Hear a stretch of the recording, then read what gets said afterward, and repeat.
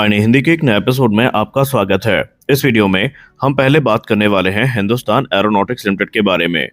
कल से लेकर आज तक parliamentary standing committee on defence की रिपोर्ट में बहुत सारे जो नए खुलासे हैं वो हुए हैं और एचएएल ने भी अपनी जो रिपोर्ट है वो सबमिट कर दी है, जहां पर उन्होंने ऑन गोइंग प्रोजेक्ट और फ्यूचर प्रोजेक्ट्स को लेकर जो डिटेल्स हैं वो सामने रखी हैं। आइए बात करते हैं कि हिंदुस्तान एरोनॉटिक्स लिमिटेड ने 19 मार्च 2026 को parliamentary standing committee on defence के सामने जो रिपोर्ट पेश करी है उसमें उन्होंने क्या कहा है। दरअसल एचएएल ने संसद में अपने इस कमेटी के सामने बताया कि अभी इंडियन आर्म फोर्सेस से उन्हें लगातार जो बड़े ऑर्डर्स है वो मिल रहे हैं, जहां पर एचएएल ने कहा कि सबसे पहले हम बात करेंगे जो 34 ध्रुव हेलीकॉप्टर्स के ऑर्डर आए हैं उनके बारे में। उन्होंने कहा हमारे पास इस समय तकरीबन 34 ध्रुव हेलीकॉप्टर जो कि एडवांस लाइट हेलीकॉप्टर हैं, इनके ऑर्डर्स मौजूद हैं और ये सेना को डिलीवर किए जाने हैं। इसके पहले एचएएल ने 72 ध्रुव हेलीकॉप्टर्स पहले ही डिलीवर कर दिए हैं। उसके बाद 180 तेजस मार्क 1 अल्फा पर बात करते हुए उन्होंने ये कहा कि ये भारत के घरेलू फाइटर एयरक्राफ्ट हैं और एचएएल ने बताया कि 5 एयरक्राफ्ट पूरी तरीके से तैयार हैं और डिलीवरी के लिए रेडी हैं। इन विमानों से radar, electronic warfare system, ASRAAM missile और अस्त्र मिसाइल का इंटीग्रेशन टेस्ट सफल हो चुका है। उन्होंने कहा 2021 में हमें 83 विमानों के ऑर्डर मिले थे जो कि 48,000 करोड़ रुपए की डील थी और एक बार फिर से हमें जो एडिशनल 97 जेट्स के ऑर्डर हैं वो मिले हैं और हम अपनी प्रोडक्शन कैपेसिटी को बढ़ा रहे हैं, जहां पर नासिक प्रोडक्शन लाइन को पूरी तरीके से एक्टिव कर दिया गया है, जिसके चलते तकरीबन 24 विमान प्रति वर्ष की दर तक भारत बना सकता है। उन्होंने कहा कि बीच में जो डिले आई थी उसके पीछे का प्रमुख कारण था जनरल इलेक्ट्रिक की तरफ से इंजन डिलीवरीज का ना होना, लेकिन अब क्योंकि इंजन डिलीवरी सुचारू रूप से हो रही है और हमें तकरीबन 5 से ज़्यादा इंजन मिल चुके हैं, तो ऐसे में हमारे जो 5 विमान हैं ये डिलीवरी के लिए रेडी हैं। हालांकि इस रिपोर्ट में भी उन्होंने कोई एग्जैक्ट डेट नहीं बताई, कोई एग्जैक्ट महीना नहीं बताया कि ये विमान डिलीवर कब होंगे। अब यहाँ पर हम ऑफिशियली इस चीज़ को एक्नॉलेज तो नहीं कर सकते, लेकिन अगर हम द प्रिंट की रिपोर्ट की बात माने जो कि फरवरी में आई थी, तो उसमें ये कहा गया था कि जो विमान हैं उनको आने में मई से जून तक का समय लग सकता है, क्योंकि वहाँ पर कुछ सॉफ्टवेयर्स के टेस्टिंग की बात की गई थी। हालांकि अभी भी यहाँ पर एचएएल ने क्योंकि ऑफिशियली कुछ चीज़ नहीं कहा है तो हम इस पर कोई टिप्पणी नहीं करने वाले हैं, लेकिन स्पष्ट है कि जिन विमानों की डिलीवरी अब तक हो जानी चाहिए थी, अभी पहला तेजस मार्क 1 अल्फा भी नहीं हुआ है और भारत में अनफॉर्चुनेटली जो 6 जन फाइटर्स हैं इनकी बातें शुरू हो गई हैं। फिलहाल तो इस समय ये प्रश्न पूछना चाहिए था एचएएल से कि आखिरकार जो डिलीवरी है वो हो क्यों नहीं पा रही है और बार बार जो डिले का सामना कर रहे हैं और भारतीय वायुसेना जिसके चक्कर में स्ट्रगल कर रही है वो कब तक सही होगा। खैर, इसके अलावा उन्होंने 156 एलसीएस प्रचंड पर भी टिप्पणी करी है। उन्होंने कहा कि यह दुनिया का सबसे एडवांस हेलीकॉप्टर्स में से एक है और एचएएल ने ऑलरेडी जो 15 लिमिटेड सीरीज प्रोडक्शन के हेलीकॉप्टर्स हैं ये इंडियन आर्म फोर्सेस को डिलीवर कर दिए हैं और ये ऑलरेडी फील्ड्स में डिप्लॉय भी किए जा चुके हैं। उन्होंने कहा कि इसी साल उनको एक बड़ा ऑर्डर भी मिला है, जहां पर वो 156 हेलीकॉप्टर के ऑर्डर को पूरा करेंगे, जिनकी डिलीवरी है संभावित 2027 के अंत तक या 28 की शुरुआत में शुरू कर दी जाएगी और ये सेना के दोनों मुख्य अंगों के लिए हैं, जहां पर भारतीय थल सेना और वायु सेना की बात करी गई है।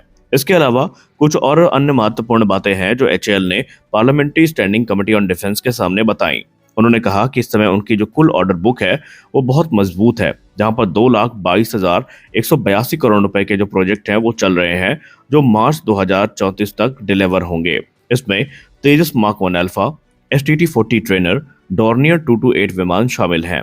हिंदुस्तान एरोनॉटिक्स लिमिटेड ने यह भी कहा कि उनका जो ऑर्डर बुक है उसकी पोजीशन काफी कंफर्टेबल है, यानी वो काम से भरा पड़ा है और कंपनी व्यस्त है और हमारे पास कोई भी ऐसी कंडीशन नहीं है जहां पर हमें अपने प्रोडक्शन लाइन को आइडल रखना पड़े। इसके अलावा उन्होंने ये भी कहा कि 12 जो अतिरिक्त सुखोई 30 MKI फाइटर जेट का ऑर्डर है जो कि हमें मिला है, उसके बाद से हमें जो असेंबली लाइन है उसको रीस्टैब्लिश करना पड़ा, रीएक्टिव करना पड़ा, लेकिन अब वो काम भी बहुत रफ्तार के साथ हो रहा है और 240 जो AL-31 FP इंजन के ऑर्डर हैं सुखोई 30 MKI के लिए, इन पर भी काम हमने शुरू कर दिया है। हिंदुस्तान एरोनॉटिक्स लिमिटेड ने ध्रुव हेलीकॉप्टर्स, प्रचंड हेलीकॉप्टर और तेजस जैसे प्लेटफॉर्म्स पर इसमें फोकस किया है, ऐसा उनका कहना है और कार्य में तेजी लाए जाने का हर यथासंभव प्रयास हिंदुस्तान एरोनॉटिक्स लिमिटेड की तरफ से किया जा रहा है। इसके अलावा जो संसदीय कमेटी की रिपोर्ट है उसमें एचएएल को लताड़ भी लगाई गई है। कमेटी ने सभी डिफेंस पीएसयू यानी जो पब्लिक सेक्टर यूनियन अंडरटेकिंग्स हैं इनके ऑर्डर बुक में बड़े अंतर देखे और एचएएल में यहाँ पर उन्होंने ये सलाह दी कि एचएएल को इस समय अपनी जो अलग अलग प्रोग्राम्स हैं उनमें तेज़ी लानी होगी, क्योंकि इंडियन आर्म फोर्सेस के लिए ये जो ऑर्डर्स हैं ये उनके कैपेबिलिटी का प्रतिबिंब है और ऐसे में अगर इनमें डिले हुई तो इसका खामियाजा इंडियन एयरफोर्स को भुगतना पड़ सकता है।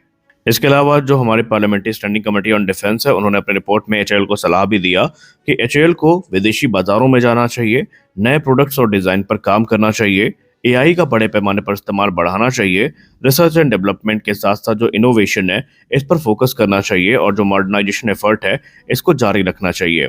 यानी स्पष्ट है कि एचएएल ने अपनी रिपोर्ट तो जारी कर दी, लेकिन इसमें अभी भी हमारे उस प्रश्न का उत्तर नहीं मिला कि विमानों की डिलीवरी शुरू कब से होगी। लेकिन अगर हम रिपोर्ट्स की बात माने तो यहाँ पर जो पहली छमाही के पहले खत्म होने से पहले ही डिलीवरी की बात की गई थी, तो अनुमान के हिसाब से हमें जून तक जो पहले विमान है ये देखने को मिल जाने चाहिए।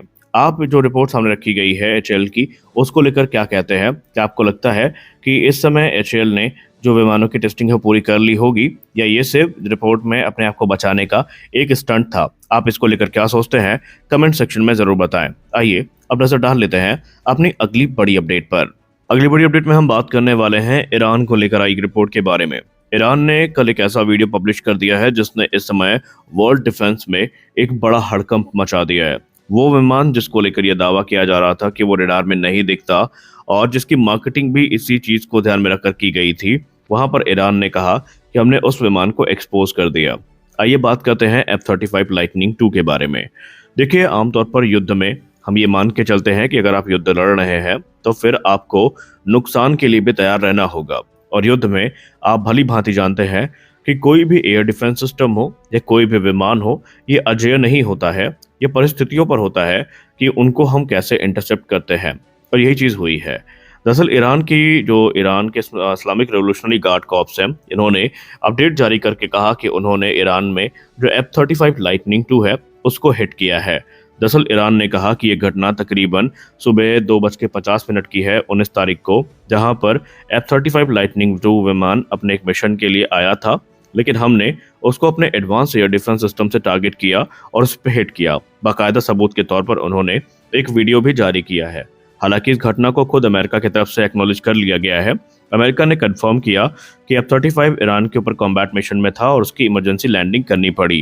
हालांकि उन्होंने यहाँ पर कोई स्पेसिफिक वर्ड यूज नहीं किया कि उसको हिट हुआ है या नहीं हुआ है, लेकिन जो विजुअल्स सामने आ रहे हैं उसमें देखा जा सकता है कि जो F-35 लाइटनिंग 2 है उसमें एक मिसाइल आके हिट हुई है। और उसके बाद से यहाँ पर इंटरनेशनल कम्युनिटी में चर्चा भी शुरू हो गई कि आज के मॉडर्न वॉरफेयर में कोई भी विमान अजेय नहीं है।